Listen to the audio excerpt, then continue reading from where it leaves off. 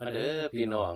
แซ่บอีกแล้วแซ่บอีกแล้วพี่น้องแกงข้าวแกงครับแกงมัสมั่นไก่นะอู้ยแต่แซ่บบักใหญ่พี่น้องอู้ยแซ่บขนาดสะอาดสะอ้านเบิ่งแน่พุ่นน่ะพุ่นน่ะพุ่นน่ะเบิ่งดู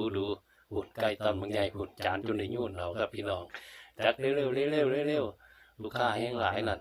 สิบ่ได้กินง่ายเด้นี่อู้ยเบิ่งแน่พี่น้องไก่ตอนบักใหญ่สิ้นบักใหญ่เนาะพุ่นน่ะเด็กเสิร์ฟเพิ่น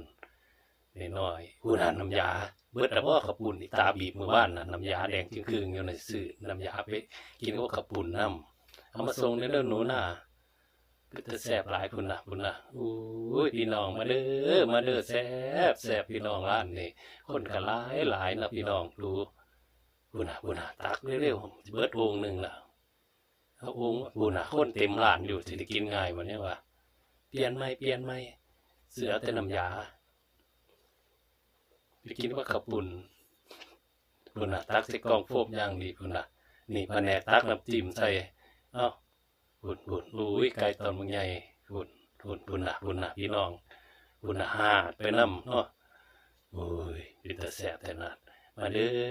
อพี่น้องกินน้ำกันแซ่บเลยครับพี่น้องกินง่ายๆข้าวแกงมื้อนี้สำหรับคลิปนี้ก็เอาไว้เพียงสำนี้ก่อนครับคลิปหน้าเจอกันครับสวัสดีครับ